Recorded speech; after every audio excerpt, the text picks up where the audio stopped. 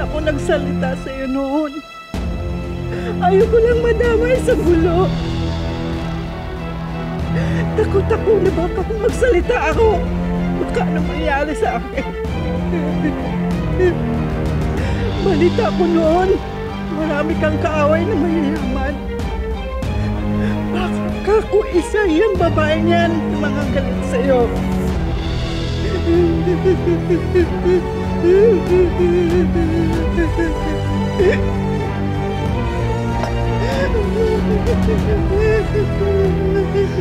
Matakot, Aling Verna. Matakot. Sige lang dapat matakot. Lalo na ngayon, alam ko na sa panig natin ang katotohanan. Matakot, ha?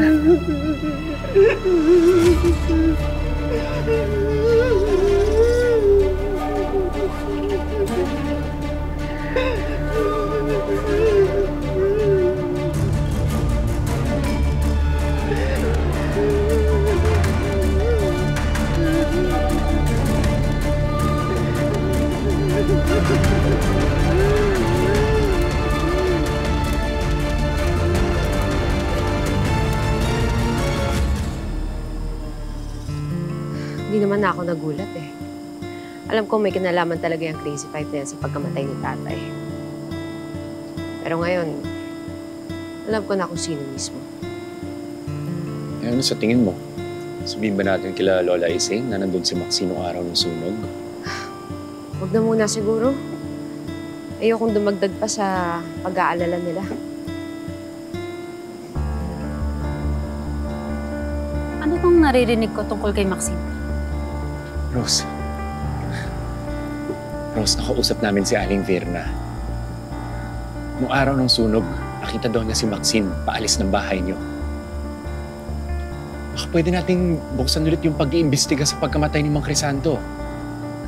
At talaga, nasa na ebidensya? Ayun nga, yung eyewitness, si Aling Verna. Di ba sapat na ebidensya yon? Tsaka naalala niyo dati, nakakuha ko ng pin and excelsium. Yun, mga ebidensya yun, di ba? Alex, hindi sapat na ebidensya yun. Hearsay lang yung statement ni Aling Verna kung wala siyang pruweba na iba-back up yung sinabi niya. Kahit dalhin niyo pa yan sa ibang korte, kakailanganin pa rin talaga natin ng matibay na ebidensya. Seryoso ka ba, ate?